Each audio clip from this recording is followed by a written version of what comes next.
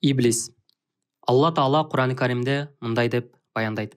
Айтқын, Аллаға жана анын елчисине мойын сұңғыла. Егер жүз үйріп кетсе, анда Алла капырларды жакшы көрбөйт. Али Имран сүрөсү. Маалым болгондой, Алла Таала Иблистин тообосун анын капырдыгы жана текебердиги үчүн кабыл алган эмес. Ал эми Адам алейхиссалам тооба кылганда анын тообосу кабыл болду. Себеби Адам алейхиссалам катачылык өзүнөн кеткенин түшүнүп, кылган ишине бушайман болуп, өзүн өзү күнөөлөдү. Ошону менен бирге бул чыныгы маанидеги күнөө эмес эле. Себеби пайгамбарлар күнөөсүз. Алар пайгамбар болгонго чейин да, пайгамбар болгондон кийин да күнөө кылган эмес. Бул жаңылыштык гана болуп эсептелет. Куранда баяндалганы боюнча, Адам алейхиссалам менен обойне кетирген жаңылыштыктарынан артынан эле Аллага мындай деп жалбарышкан. О эгебиз, биз өзүбүзгө зулумдук кылдык. Эгер сен бизди кечирип ырайым кылбасаң, анда биз албетте зыянга учуроочулардан болобуз деп айтышты. Араф сүрөсү. Демек, алар кетирген кемчиликтери үчүн жараткандан жардам сурашкан жана Алла Тааланын ырайымынан үмүт үзүшкөн эмес. Себеби Куран Каримде да Алла Таала Алланын ырайымынан үмүт үзбөгүлө деген. Зумар сүрөсү. Шайтан болсо кетирген катачылыгын моюнга алган эмес жана чындап тообо да келтирбеди. Алланын ырайымынан үмүт үзүп, тегебердене баштады. Кимдин абалы шайтандыкындай болсо, анын тообосу кабыл болбойт. Кимдин абалы Адамдын алейхиссалам абалындай болсо, Алла Таала анын тообосун кабыл кылат. Анткени напсиге байланышкан бардык күнөөлөрдүн кечирилишинен үмүт кылууга болот. Ал эми менмен синүүгө, текебердикке негизделген эч бир күнөө кечирилбейт. Икаяда айтылганы боюнча, Иблис Мусага алейхиссалам келип, Алла сага пайгамбарлык берип, өзгөчө пенделеринен кылды. Эми сени менен сүйлөшүп турабы деп сурады. Муса алейхиссалам: "Ооба, а сен өзүң кимсиң? Менден эмне каалайсың?" деп сурады. Иблис: "О Муса, эгең айтчы, анын жараткандарынан бирөө тооба кылгысы келип жатат" деди. Ошондо Алла Таала Мусага алейхиссалам мындай деп вахий кылды. "Муса, ага Адамдын кабырына сажда кылсаң, суранычың кабыл болот" деди деп айт. Эгер сажда кылса, анын тообосун кабыл кылып, бүтүндөй күнөөлөрүн кечирем. Муса алейхиссалам Алланын каалоосун билдиргенде, Иблис текеберленип: "О Муса, мен ага бейиште сажда кылган жок элем. Эми өлүгүнө кантип сажда кылам" деди. Айтууларга караганда, тозокто Иблиске азап күчөтүлүп, мындай деп айтылат. Алланын азабы кандай экен? Өтө каттуу экен. Адам бейиш бакчаларында ага сажда кылып, кечирим сурасаң, Алла сени кечирет. Бирок ал ошондо да текеберленет. Натыйжада анын азабы башкалардын азабынан 70 000 эсе күчөтүлөт.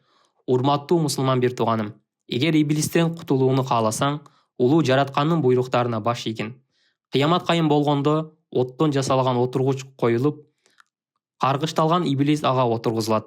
Бардык шайтандар анын жанына топтолушат. Капырлар да анын жанында болушат.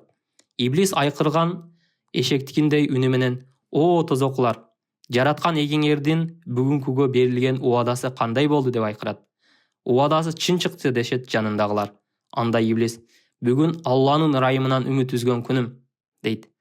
Ошондо Алла Таала периштелерге Иблисти жана аны ээрчигендерди оттон жасалган токмок менен сабоого буйрук берет.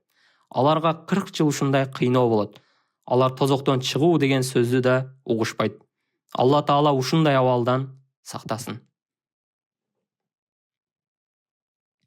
Албетте, мында акыл эстүү адамдар үчүн үлгүлөр бар. Зумар сүрөсү. Айтуулар боюнча, бейиштен куулган шайтан улуу Аллага: "О жараткан эгем, Адамдын айынан мени бейишиңен чыгардың. Мен өзүм андан өч ала албайм. Сен жардам берсең гана бул максатыма жете алам" дейт.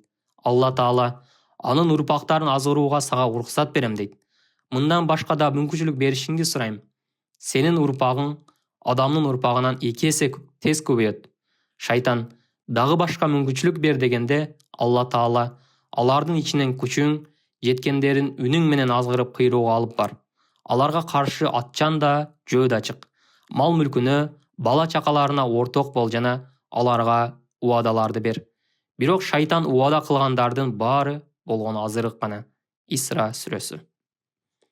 Сен тұқымыңдан шыққан балдарыңның барын адамның ұрпақтарына қаршы жібер. Аларды арам жолдан байлық таап, арам жолға жұмшашына, арам жолдардан перзент табышына шарт түз. Балдарына бұтпарастықты білдірген ат қоюға шақырып, ата-бабаларының тегіне таянуға сұнышта. Тобы оны кешіктіруге үндеп, аларды алда. Алла Тағала иблисті ескертті. Төменгі аяттың мағынасы да ушындай. Шындығында аяттарыбызды кимдер бұрмалап жатқаны бізге жашуын емес. Отқа ташталған адам жақшыбы же, қиямат күні аман қалған адам жақшыбы. Қалағаның арды қыла бергілі. Алла емне қылып жатқаның арды толық көріп тұрады. Фуссилат сүресі. Шайтанның бұл қаулыларына қарата адам алейхиссалам да Алла Тағалаға мындай деп жалбарады. О жаратқан егем, аны менің башыма түшкен бале қылдың. Егер өзіңнің жардамың болбосо, мен андан өзімді қорғай албайым. Сенің ұрпағыңның ар біріне қорғаучу періште жіберем. Дағычы, жақшы іштеріңердің собы 10 есе беріледі. Дағычы, ұрпағыңның жаны денесінен шыққанға чейін тобы келтіру мүмкіншілігін қолынан албайым. Дағычы, тобыларын қабыл қылам. Адам алейхиссалам разы болды. Бұға иблис қарсы шығып, о жаратқан Алла, адамның ұрпағынан пайғамбарларды жараттың, аларға китеп түшірдің, менің елшілерім қайда деді. Алла Тағала, сенің елшілерің көз ашықтар деді. Китептерімше, татуировка, сөзімше, жалған, құранымше, ыр, азанымше, музыкалық аспаптар. Мечітім қайсыл жер болады? Базар. Үйімше, мончалар. Тамағымше, бисмилля айтылбаған тамақтың бары сенікі. Сусындығымше, мас қылушы ішімдіктер. Тозақтарымше, аялдар.